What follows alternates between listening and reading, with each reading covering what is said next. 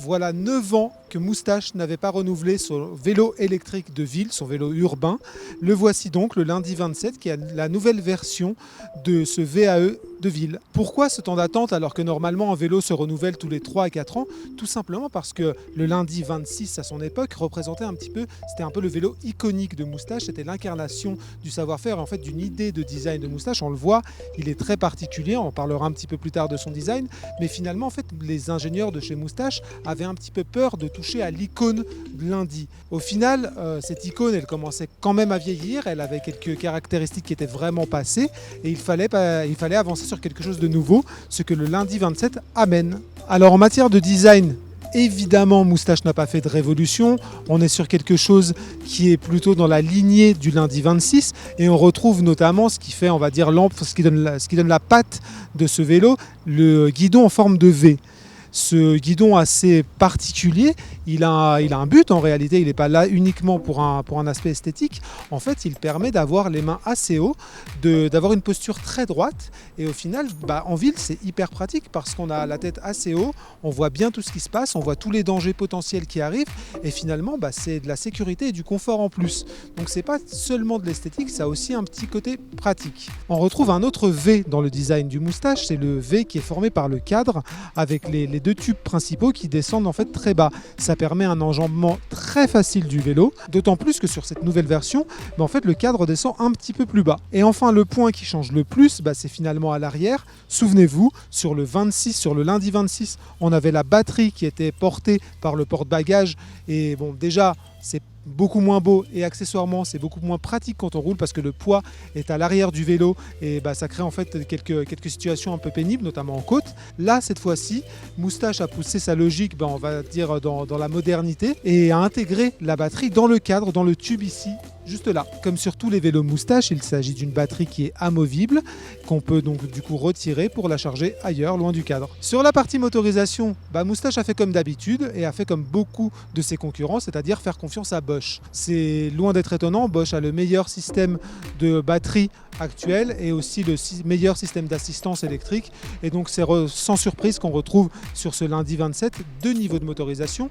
On a la version Active Line qui est la version d'entrée de gamme pour on va dire un environnement urbain sans trop de bosses et on a la version Performance Line qui elle monte un petit peu plus le couple moteur et permet de franchir des bosses un peu plus soutenues. Dans les faits, on va dire que la version Active Line correspondra à la plupart des usages, mais si vous faites du vélo de manière un peu plus soutenue, là du coup vous pourrez vous porter sur la version intermédiaire qui est le 27.3. Quant à l'autonomie, là aussi elle suit le niveau de finition des vélos. On a deux types de batteries, 400 watts pour la version d'entrée de gamme qui sera à 2799 € et 500 watts pour les versions supérieures à 3200 et à 3800 €. Quant à l'afficheur, on a le petit système Intuvia de Bosch qui a été pris sur ce Moustache et il a deux avantages. Le premier, c'est évidemment d'être assez grand et donc très visible, très agréable à utiliser.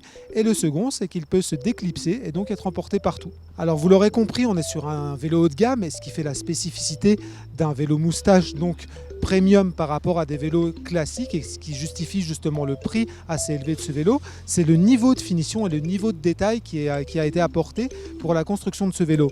On ne le voit peut-être pas au premier coup d'œil, mais par exemple, les garde-boue, ils sont faits dans le même matériau et dans la même forme que le cadre.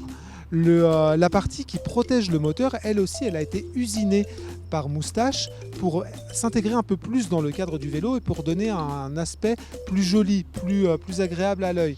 Et tout ça, en fait, c'est un travail supplémentaire qui est fait et qui a forcément un coût. C'est la même chose au niveau de la batterie. On a vu que celle-ci, elle pouvait s'enlever, donc c'est très pratique. Mais Moustache a pensé en fait à la longévité de son vélo et à la façon de l'utiliser dans plusieurs années. Dans les faits, en fait, quand on ouvre la trappe pour la batterie, on se rend compte qu'elle n'occupe pas, la batterie Bosch n'occupe pas l'intégralité de la place. C'est tout simplement parce que Moustache permet à l'utilisateur de mettre des batteries plus grandes. Et on le voit typiquement sur la batterie qu'on a sous les mains, on peut enlever le cache en plastique au-dessus, ce qui permet en fait de loger une batterie plus grande dans le vélo et d'envisager par exemple une batterie de 600 Wh pour faire davantage de kilomètres. On parlait d'autonomie. Alors sur notre 27.3 de Moustache, on a réussi à faire jusqu'à 110 km avec une seule charge, en oscillant entre le mode tour et le mode sport. On n'a jamais utilisé le mode turbo qui lui pour le coup nous paraît un peu surdimensionné pour le genre de trajet qu'on avait en ville.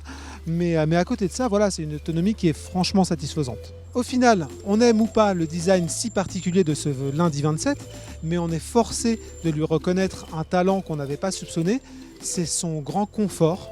Et c'est d'autant plus surprenant qu'il n'a pas l'équipement qui aurait pu indiquer, on va dire, une recherche de confort absolu. Il n'y a pas typiquement de suspension particulière. Le lundi se repose notamment sur des roues très larges qui ont été, les jantes ont été faites par Moustache, donc du coup qui a optimisé le passage de roues, et ensuite sur une selle suspendue qui fonctionne très bien, et on a été très agréablement surpris par le confort que nous a procuré ce vélo.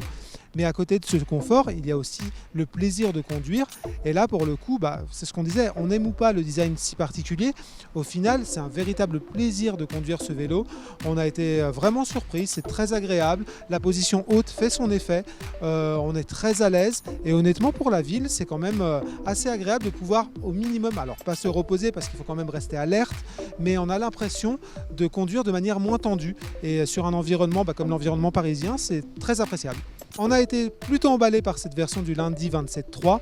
On a un petit reproche à faire à Moustache. On aurait voulu qu'en 9 ans, la marque trouve une façon d'alléger son vélo. Il fait toujours dans les 24 kg et c'est quand même quelque chose d'assez difficile à porter, notamment quand on habite dans un immeuble. À côté de ça, quand on a la possibilité de garer son vélo sans avoir à le porter, c'est un plaisir de le retrouver tous les matins et de rouler avec.